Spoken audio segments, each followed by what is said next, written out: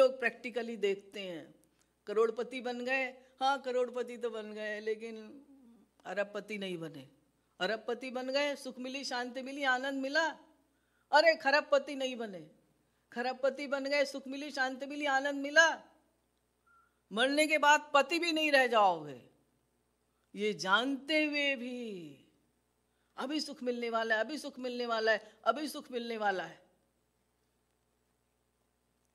मन एक दिन ऐसा आएगा, मन एक दिन ऐसा आएगा, मन एक दिन ऐसा आएगा, मन एक दिन ऐसा आएगा। जोड़ी जोड़ी भल धरहु करोरन, जोड़ी जोड़ी भल धरहु करोरन, अंत कफन संग पाएगा, मन अंत कफन संग पाएगा, मन अंत कफन संग पाएगा,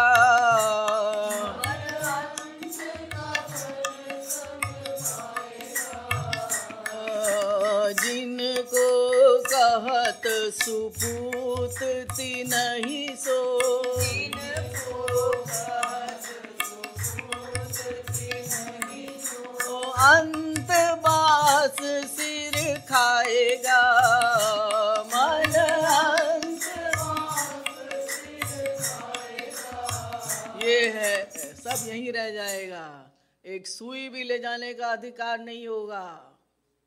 सेठ जी को फिक्र थी, एक एक को 10-10 कीजिए, मौत आ गई, हजरत जान वापिस दीजिए। अरे वो मेरी मकान, मेरा दुकान, मेरी प्रॉपर्टी, मेरा ये बैंक बैलेंस सब छोड़ के जाना होगा। सिकंदर ने पूरा संसार लूट लिया, अपनी अंतिम इच्छा यही प्रकट की, मेरे दोनों हाथ कफन के बाहर निकाल देना, ताकि पूरा संसार देख ले कितना बड़ा सम्राट खाली हाथ जा रहा है।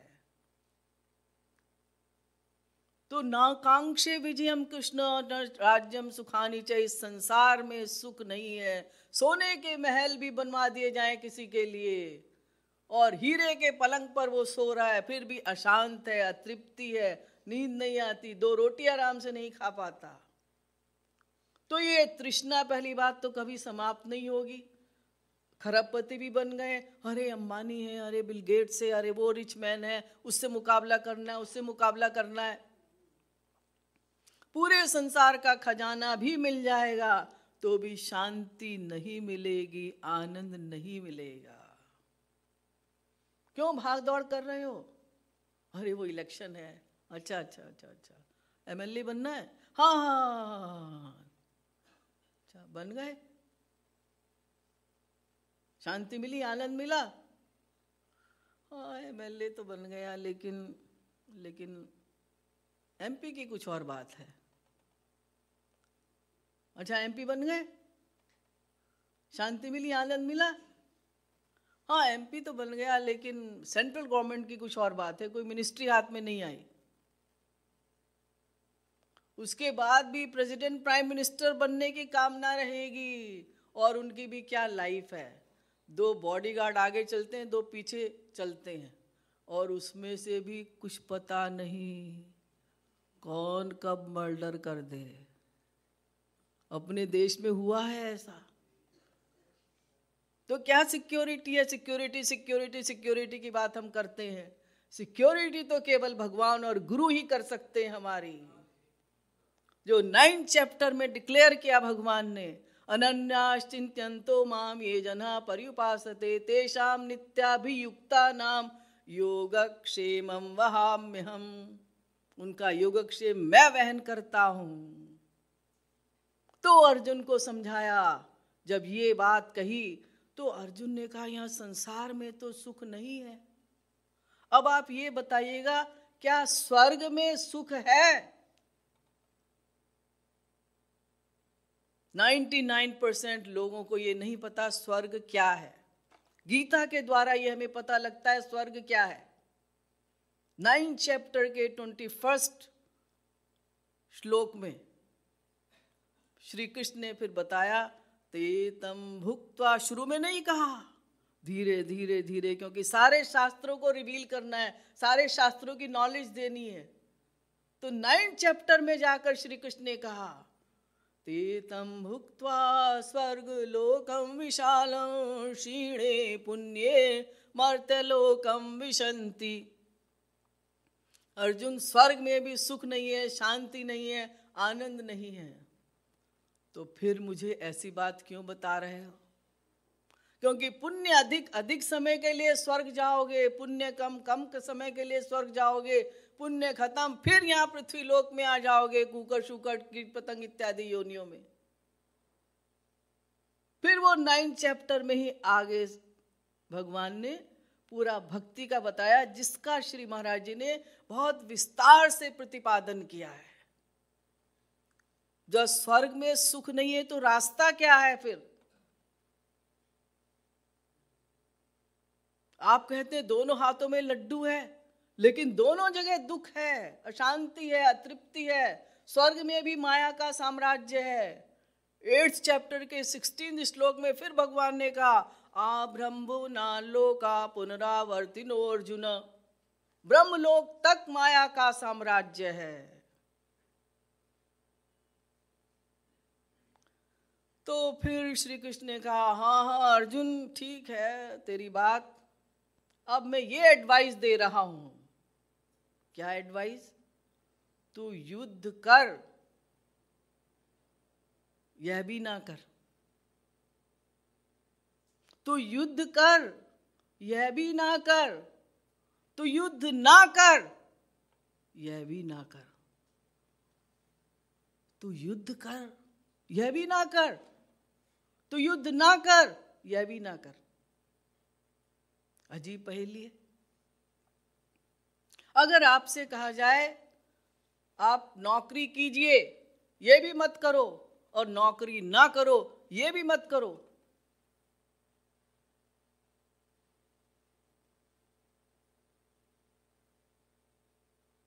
हाँ, इस पहेली का तो समाधान अगर हो जाए और समझ में आ जाए, बस पूरी गीता समझ में आ जाएगी।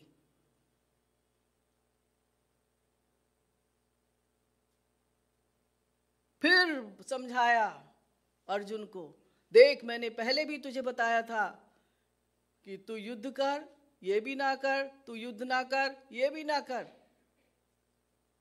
क्योंकि करने वाला मैं हूं। मयैवैते नियता पूर्वमेव निमित्त मात्रं भव सव्यसाचिन्। यानी बस ये मान ले कि करता मैं हूं। और ये अर्जुन को प्रूव कर दिया श्री कृष्ण ने। जब युद्ध समाप्त हुआ तो अर्जुन से श्री कृष्ण ने कहा, उतर, रथ से उतर। अर्जुन ने कहा, बड़े लाट साहब बने हुए, मेरे सारथी हैं, और मुझे कह रहे उतर युद्ध से, रथ से उतर। जैसे ही अर्जुन उतरा, खाक हो गया रथ। इतने दिव्य बाण उसमें लगे हुए थे। श्री कृष्ण की कृपा से, उनकी शक्ति से उन्होंने रोका हुआ था। और श्री महाराज जी के साथ भी कई घटनाएं ऐसी घटित हुई। आपने जब वीडियोस देखे होंगे, कृपालु निधि में भी आप लोग देखते होंगे, यद्यपि उन्होंने कभी चमत्कार नहीं दिखाया, किसी को मंत्र दीक्षा नहीं दी। उनका सिद्धांत यही है कि साधना करते रहो, साधना करते रहो। जब अंतःकरण शुद्ध हो जाएगा, दिव्य बन जाएगा, तब वो गुरु उसमें दिव्य प्रेम, उसी को दिव्य प्रेम कहो, भक्ति कहो, अनपायनी भक्ति कहो, निर्भरा भक्ति कहो, परफेक्ट डिवोशन कहो, सिद्धा भक्ति कहो, वो सब एक ही नाम है। तो साधना भक्ति के द्वारा जब अंतःकरण शुद्ध हो जाएगा, तब गुरु सिद्धा भक्ति प्रदान करता है, तब ये माया निवृत्ति इत्यादि सब हो जाता है। तो कंफ्यूजन सारा दूर हो जाता है। तो महाराज जी ने यद्यपि चमत्कार कभी नहीं दिखाया, जो चमत्कारी बाबाओं के हम लोग चक्कर में आ जाते हैं। देख बच्चा क्या है मुट्ठी में, काजू पिस्ता बादाम निकलने लगा, अरे बहुत पहुंचे हुए बाबा है। या आग जला लें अपने चारों ओर, पानी पर चलने लगे, आपके मन की बात जान लें। ये छोटी छोटी सिद्धियां हैं। और मंत्र भी किसी को नहीं दिया। कान में जो कान फूंकने की एक बीमारी हमारे देश में चली हुई है, छोटे छोटे बच्चों के कान फूंक देते हैं। महाराज जी ने कहा ये कोई आवश्यकता नहीं है, भगवान के सब नाम हैं, क्या मंत्र में कोई विशेष पावर होती है? तो उन्होंने कभी कोई चमत्कार नहीं दिखाया और किसी को शिष्य भी नहीं बनाया, ना कोई गुरु ना कोई चेला, कृपालु फिरे अकेला। लेकिन फिर भी उनकी उपस्थिति से ही, उनकी उपस्थिति मात्र से ही चमत्कार होते हुए दिखाई दिए। प्लेन में जा रहे हैं यहां से नागपुर, बिल्कुल ऐसा लगा कि बस अब क्रश हो गया, प्लेन गिर जाएगा, लेकिन सेफ्टी से उतर गया। पायलट ने कहा इसमें कोई ऐसा बैठा हुआ है जिसने इस प्लेन को बचा लिया। ट्रिनिडाड से यूके जा रहे थे एक प्लेन में, ब्लैक बॉक्स भी जल गया। पायलट वगैरह सब हैरान रह गए और महाराज जी आराम से अपना नाश्ता कर रहे थे। जब उतरा प्लेन तो आश्चर्यचकित सब, पूरी टीम, टेक्निकल टीम, कि ये कैसे हो सकता है।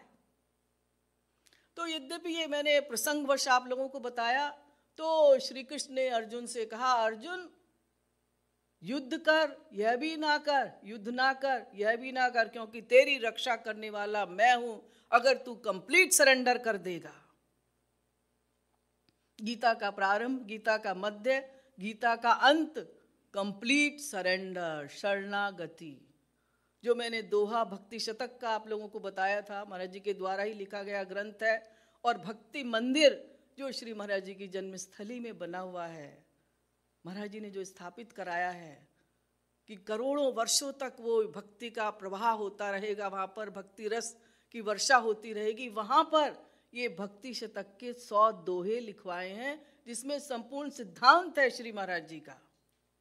तो कृष्ण कृपा बिनु जाए नहीं, माया अति बलवान, राधे राधे। कृष्ण कृपा बिनु जाए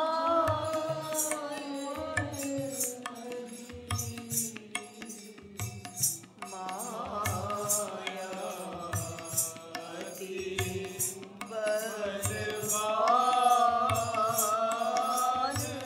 राधे राधे। शरणागत पर हो कृपा, यह गीता को ज्ञान, राधे राधे। शरणागत पर हो कृपा, यह गीता को ज्ञान, राधे राधे। तो गीता के दूसरे अध्याय में गतिर्भर्ता प्रभु साक्षी निवास शरणम सुरित। फिर 9th चैप्टर में गतिर्भर्ता प्रभु साक्षी निवास शरणम सुरित, ये 9th चैप्टर में दूसरे अध्याय में शिष्यस्तेहम शाधिमाम ताम प्रपन्नम। फिर 18वें अध्याय में गीता का एंड, सर्वधर्मान परित्यज्य मामेकम शरणम व्रज, शरणागति, बस कंप्लीट सरेंडर, 100%, बाल भर का भी अंतर ना हो, एक्टिंग वाली नहीं, शब्दों में नहीं, पूर्ण शरणागति, बाल भर का भी अंतर ना रह जाए। गीता का जो शरणागति का सिद्धांत है, सभी धर्मों में, बुद्धम शरणं गच्छामि, धम्मं शरणं गच्छामि, द्वितीयंपि बुद्धम शरणं गच्छामि, तृतीयंपि बुद्धम शरणं गच्छामि। बौद्ध धर्म में भी यही शरणागति का सिद्धांत है, यद्यपि वो शून्यवाद है और नास्तिक दर्शन में आता है। जैन दर्शन में भी यही सिद्धांत है, शरणागत विनीत वत्सल तुई कृपा सिंधु नमो। और महाराज जी ने तो कुरान शरीफ की आयतें भी बोली हैं। एक बार मेरठ में महाराज जी ने बकायदा मस्जिद में जाकर प्रवचन दिया है, क्योंकि मेरठ में जब पब्लिक स्पीच हो रही थी महाराज जी की, ये 60s की बात है लगभग, तो बहुत सारे मुसलमान धर्म को मानने वाले, इस्लाम धर्म को मानने वाले, उन्होंने कहा कि बस एक बार आप मस्जिद में चलिएगा। और वहां इस प्रकार से महाराज जी ने कुरान शरीफ की आयतें बोली और सिद्ध किया कि गीता में जो लिखा है वही कुरान शरीफ में लिखा है। बिस्मिल्लाहिर्रहमानिर्रहीम अल्हम्दुलिल्लाहि रब्बिल आलमीन अल रहमानिर रहीम मालिक यौमुद्दीन। तो जो सुनने वाले सारे साधक थे महाराज जी के साथ जो गए थे, कहते महाराज जी इतने प्यारे आप लग रहे थे, लग रहा था बस तुर्की टोपी आपके ऊपर रख दें। एक मौलवी भी वो ज्ञान नहीं दे सकता, तो वो भी शरणागति। बाइबल को भी कोट किया महाराज जी ने, ask and it shall be given you, knock and it shall be open unto you, humble yourself under the mighty hands so that he may exalt you in due time। वास्तव में grace mercy and peace from God, वही कृपा और शरणागति का सिद्धांत गीता का, उसी को महाराज जी ने प्रैक्टिकली समझाया कि वो कृपा कैसे होगी। तत्प्रसादात् पराम शांतिम स्थानम प्राप्स्यसि शाश्वतम लेकिन तमेव शरणं गच्छ। 18 चैप्टर में ही बोला, उसकी शरण में चला जा। उसकी किसकी शरण में? फिर क्लियर किया, माम एकम शरणम व्रज, केवल केवल मेरी ही। और यही ब्यूटी है श्री महाराज जी के सिद्धांत की कि उन्होंने एक अक्षर में भी गीता का सिद्धांत समझाया है, 10 प्रवचन में भी समझाया है, 100 प्रवचन में भी समझाया है, एक प्रवचन में भी समझाया है और काव्य में भी समझाया है। अपने सब ग्रंथों में महाराज जी ने उसको कोट किया है।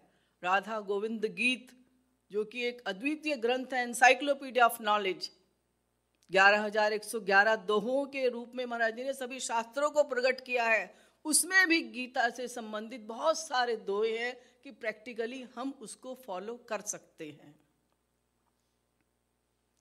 तो वो कंप्लीट सरेंडर हमें करना होगा। अब कंप्लीट सरेंडर से क्या तात्पर्य है? प्रपन्न जो मैंने बताया, घड़ी कह रही है कि अब कल के लिए कंटिन्यू किया जाए, लेकिन चलिए 2 वाक्य और सुन लीजिएगा कि वो प्रपन्न जो बताया, वो प्रपन्न से क्या तात्पर्य है कि लेट जाएं हम या जय हो करें या जबरदस्ती। जैसे महाराज जी के भी चरण बहुत से लोग ऐसे खींच के प्रणाम करते थे और छोटे बच्चे तो ऐसे हाथ खींच लेते थे, श्री कृष्ण शरणमम श्री कृष्ण शरणमम। क्या ये शरणागति है? श्री कृष्णार्पणमस्तु श्री कृष्णार्पणमस्तु रामार्पणमस्तु रामार्पणमस्तु, क्या ये शरणागति है? या जो हम लोग संध्या इत्यादि करते हैं, सूरश्च मां मनुष्य मनुकृतेभ्य पापेभ्यो रक्षन्ताम यद्रात्य पापमकार्षम मनसा वाचा, पानी हाथ में लिया और ऐसे फेंक दिया कि रात में जो पाप की हैं वो माफ हो जाएं, या संध्या के समय यदन ना कर दिया, दिन में जो पाप किए हैं, क्या ये शरणागति है? महाराज जी ने इसका विरोध किया। एक्टिंग नहीं करनी, शब्दों की शरणागति से कोई लाभ नहीं है। मय्येव मन आदत्स्व मयि बुद्धिम निवेशय। 12th चैप्टर पर आ जाइए। अभी 12th चैप्टर में पूरा ये बताया कि किस प्रकार से हमें वो शरणागति करनी है। उसको बहुत विस्तार से समझाया उन्होंने अपने प्रवचनों में, क्योंकि वो भक्ति योग से ही संबंधित है। बहुत सारे लोगों ने 12th चैप्टर याद किया हुआ है और वो उसका पाठ करते रहते हैं, लेकिन है क्या उसमें ये उनको नहीं पता। तो वो एवं सतत युक्ता ये भक्ता स्वाम पर्युपासते ये चाप्यक्षरम अव्यक्तम तेषाम के योग वित्तमा मय्यावेश मनो ये माम नित्य युक्ता उपासते श्रद्धया पर्योपेतास्ते मे युक्त तमामता संयमेन्द्रिय ग्रामम सर्वत्र समबुद्धया ते प्राप्नुवन्ति मामेव सर्वभूत हिते रता। लेकिन क्लेशोधिकतरस्तेषाम अव्यक्ता सक्त चेतसाम अव्यक्ताय गतिर्दुःखम देहवद्भिर्वाप्यते। यहाँ आता है महाराज जी का सिद्धांत कि निर्गुण निर्विशेष निराकार और सगुण सविशेष साकार दोनों भगवान के ही स्वरूप हैं, लेकिन सरेंडर करने के लिए हमें कोई आधार चाहिए, शरणागत होने के लिए हमें कोई आधार चाहिए। इसलिए 5वें श्लोक में जो बताया गया कि तू साकार रूप में है, इसलिए निर्गुण निर्विशेष निराकार की भक्ति शरणागति कठिन है। क्या शरणागति करोगे निर्गुण निर्विशेष निराकार की? ब्रह्म ब्रह्म ब्रह्म ब्रह्म ब्रह्म ब्रह्म ब्रह्म अनिर्वचनीय अनिर्वचनीय, क्या सरेंडर होगा? मन को हमारे कोई आधार चाहिए। तो मय्येव मन आदत स्व मयि बुद्धिम निवेशय, मन और बुद्धि मुझे दे दे बस। कोई मन बुद्धि ऐसी चीज तो नहीं लो भगवान ले लो। इस मन को कैसे कंट्रोल किया जाए और कैसे भगवान में लगाया जाए, आपको बताया जाएगा। श्रीमद् सद्गुरु सरकार की, श्रीमद् युगल सरकार की जय। जय श्री राम।